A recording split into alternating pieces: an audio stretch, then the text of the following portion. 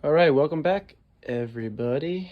This is the first day of seed starting. It is February 15th. I'm a little bit late this year, but we are nevertheless ready to go. And just going to walk you guys through a lot of detail. But if you are interested in starting a garden, this is how I do it. So this is how I lay it out. I have a transplant. I have a transplant guide and then also a direct sow guide. I break them into two different parts, and then week by week I go through here and I have a really easy to follow guide of what I'm planning week by week. So then every week I just come to this chart and it's right here. My other chart that's going to be helpful is the varieties that we have chosen to grow out of each of the different types of crop that we're going to be choosing from. So let's just take a look here, and we're going to onion, for instance. And I know that we're going to be growing red burgundies, the Biancas, the Australians, and the sweet Spanish. And then there's an approximate number of what we want for each variety, and then that's going to play into our planting chart later on. But for right now, we're just going to sow the seeds. So after you know what you want to grow and you make a chart and figure out when your planting times are, and if you're going to direct sow it, if you're going to transplant it, you're going to want to be organized. This is a really good way to organize one of these boxes right here that have these small little pop-up cases, and then you got all your varieties in here. And what we did this year actually was we went through and got rid of all the seeds that were old. We had seeds back dating back to 2016, so 7 years old. Be honest, most of them actually grew. We grew a lot of those seeds that were 4, 5, 6 years old last year, and they did just fine. They don't come up as well as perhaps new seeds. You might get 80% germination or less, more or less. But you could still use them. But we got rid of all of them, and we got a whole bunch of new varieties this year. We're trialing out some new stuff. So we've got, these are main categories that I have. I could actually use a bigger box. I'll probably get a bigger one or a second one of these for next year. But we've got tomatoes, peppers, root vegetables, pole beans, small greens, large greens, snap peas, miscellaneous squash, cucumber, melon, and herbs. And then there's a bunch of miscellaneous ones mixed into there. But this is a little bit about how we're going to start these seeds right now. I love this 2-bin method. These are 27-gallon totes from Home Depot, and this has just worked great for years.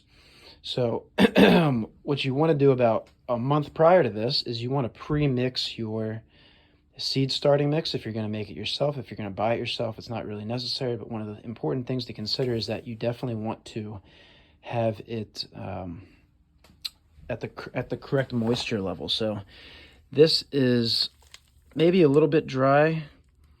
You should get a little bit of moisture that comes out of it, but this is about the consistency that you're looking for. You want it to hold together, and then you want it to be able to crumble. So this was a seed starter mix that we started. It was, actually I don't even remember exactly the ratios, but it is posted as Farmer Ron's Seed Starting Mix 2023. This is a brand new biologically intensive seed starting mix, and what's special about the biological part of it is that we put in our homegrown vermicast, we put in our homemade charcoal that we are using as biochar, and we also had been using a compost pile from 3/8 inch screened pure compost from an organic facility that we piled up into a far side of our garden last year at the beginning of a year. Then we added food scraps, and we had some cover crop and random things under the shade of some trees on the far side of our property that has just been aging for about a year. So we used the compost, which has a lot of our a diverse biological mix in it. We have our vermicast that's homegrown, that's very, very high concentration of diverse biology and enzymes and hormones and things that are going to stimulate plant growth. And then we also have the biochar, which is going to act as several different factors. It's going to help retain nutrients, it's going to help retain moisture levels, it's going to help aerate. And then on top of that, we had the perlite, and we also had the peat moss. The peat moss as well.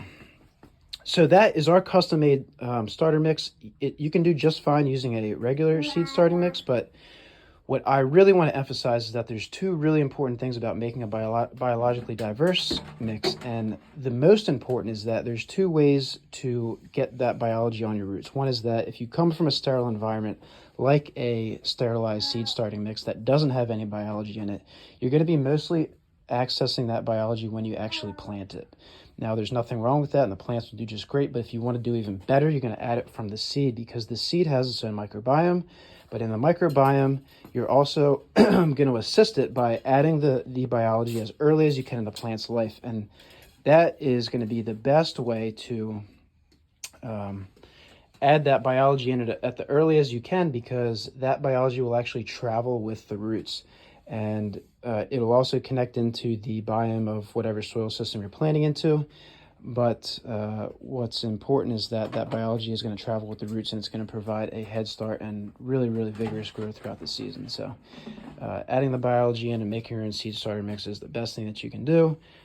A mix like mine is going to be really, really great. So this is, we're using these 32 cell trays that are these windstrip trays. And what's special about these trays is they have these holes at the bottom. And we actually swapped out all of our old trays that didn't have this in them because I've read that these are actually better. And then the biggest benefit that I want is that you can actually pop these out from the bottom, and it's going to have air pruning through these slits into the bottom, so you're going to get less circling of your roots. And that, again, just adds to better root structure and better plant health. So it's all about strong seedlings, and that's how we're doing it this year. So I'm just going to really quickly share a little technique of how I do this. I already did this one right here. And we'll put this in one of these solid trays. So I'm just going to alternate how I fill these. But it's nothing too complicated. Essentially, we're gonna use a scooper. When I said alternate, I mean we're just gonna alternate the ways that we're gonna fill these from, we'll fill this one, then we'll fill this one, they'll end up about even. But after you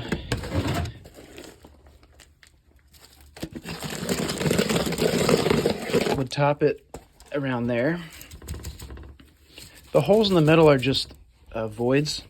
So if you bang it around a little bit, you can see how some of it's going to settle. Now, something that's going to be important when you're starting your trays is that you want to actually pack this down. Look how much that's packed down, maybe 25% of the way. So you're going to want to pack down each of these blocks to get in as much soil or starter mix as you can. Hey, buddy, you ready to start the seed starting this year? So you're going to do that, and then you're going to top this off, and I will actually leave this be loose, and that's going to allow the plants to more easily dig down into that that starter mix, and then they'll have as much soil compacted into those cells to encourage the healthiest kind of growth and provide the most amount of nutrition. So this is a really fast, I know there's a lot of information here, but this is a really fast little seed starter. I'm going to do more videos on here, but we are just starting, and we're going to start putting our spinaches out. We've got 4 different types of kale that we're going to grow. Do some celery, some Brussels sprouts. I'm starting some red romaine lettuce early as well. I'm doing a little poly low tunnel this year, which we'll get to see. So we're going to experiment with some of the using the tunnel for the heat to see how some of that stuff gets a head start in the climate we're in. We're in climate 6B in southeastern Pennsylvania. But that's about it. So we're going to start these 2 trays. We're going to do a row, pretty much a row of each. The kale, a row of each, not a row of each kale. Probably do 2 rows of kale. Maybe a row each of the spinaches, maybe 1 row of lettuce, probably 1 row of celery. And it always makes sense to grow more than what you think that you'll need. Then you can choose the strongest to put out into your garden. Okay, 10 minutes. We are up and more videos to come. I will get better at filming these and navigating these, but we're pretty much doing straight shot demonstrations here because we got a lot going on and I am always tested for time. So there we go.